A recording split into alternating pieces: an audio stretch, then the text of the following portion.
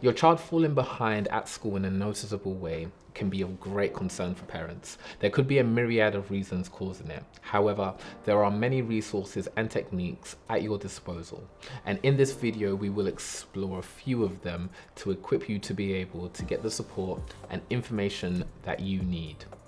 You can, of course, hire a tutor such as myself, but there are other things you can do in conjunction or instead of. My name is Samuel and I am a private tutor based in London and I run Sam Tutoring. So let's explore what can cause children to fall behind at school. Now, some of the causes of learning and or attention issues can include peer relationships.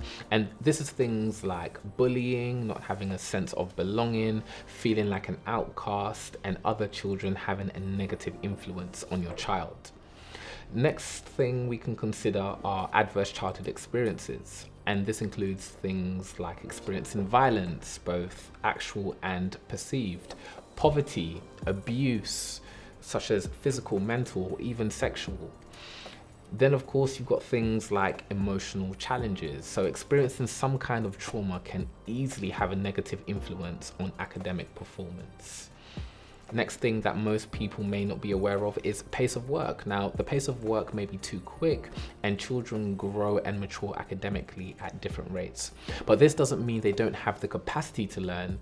They may just need a more targeted and relaxed approach. So if you're able to relax the process and slow down what's being taught to give them time to catch up. The next thing we can consider are special educational needs that haven't yet been identified. Now, your child may have difficulty understanding and processing what is being taught. If this hasn't been identified yet, this could mean that there is a lot of support and resources that you currently are not accessing. So looking at all of these different causes, what should parents be doing? So if you've noticed that there is something wrong with your child's academic progress at school, there are a number of things that you can do. So for example, you can be intentionally observant. Don't just identify what is going wrong, but also identify what is going right. What are the specific triggers when things are going wrong, and what are the specific triggers when things are going right?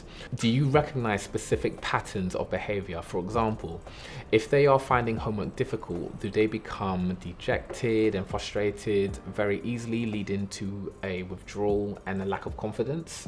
Are there changes in attitude towards school? If they were once really excited to go to school, are they now suddenly dreading it? Are other areas affected also, for example, eating and sleeping? It's really important you're able to tell the difference between struggles and milestones.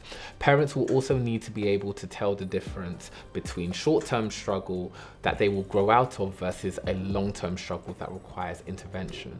It's also a good idea to be aware of general developmental milestones for children at their age. This needs to be taken with caution because every child is different, but there are general trends for children that can provide a useful comparison.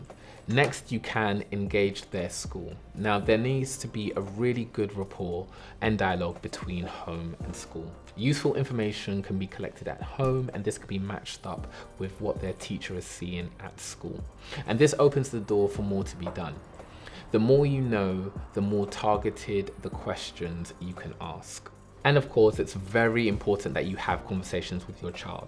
Now, children are often a lot more self-aware than we give them credit for. Having a conversation with your child and seeing if you can get a clearer picture of what is going on and what the difficulties are is very beneficial. Try not to blame them, but focus on creating an atmosphere where they feel comfortable sharing. Okay, so what are some of the solutions? It goes without saying that their school needs to be engaged as soon as possible. There might be provision available or recommendations you may not have considered. If the issue is more serious, you may need to seek professional help or advice. Your local health service or school is a good place to start looking for recommendations and support. Children can be overwhelmed when it looks like there is no hope in a situation. So you can therefore, number one, modify expectations temporarily until they catch up.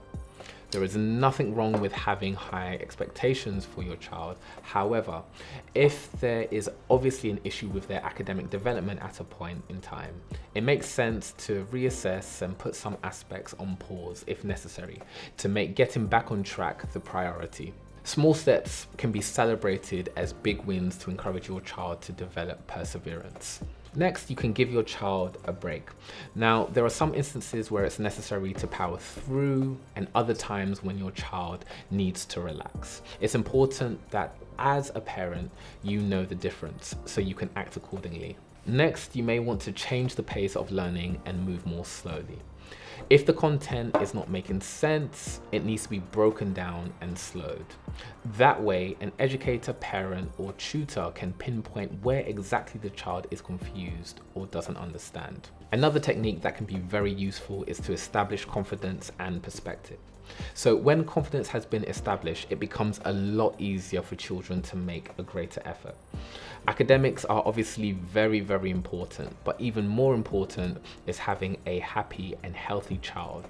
Parents can often feel anxious about how their child will fare in this very competitive world, but taking a step back and taking stock of what's really important can do a world of good, both for parent and child. And remember, if the strategies are not working, then try something new. Sometimes it's not necessarily about having all of the answers, but being willing to work through all the options until you find something that works. And of course, it's really important that you, as the parent, take care of yourself. You need to be in the right frame of mind to be able to make good decisions. So it's essential that you take care of yourself and cut yourself some slack. You have to remember that your children consciously or subconsciously are depending on you to be able to sort out any situation that they find themselves in. So it really doesn't help if you are completely overwhelmed. So in conclusion, a child struggling in school could be down to a myriad of reasons, and often but not always may be being caused by an underlying issue.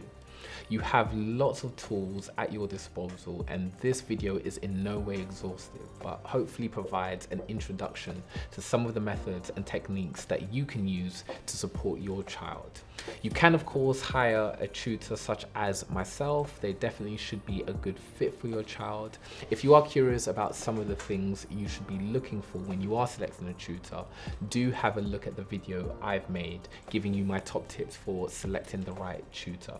Thank you so much for watching the video. If you have found it useful, please consider subscribing to the channel and sharing it with somebody that will also find it useful. Thanks again for watching, and I'll see you in the next one. Bye bye.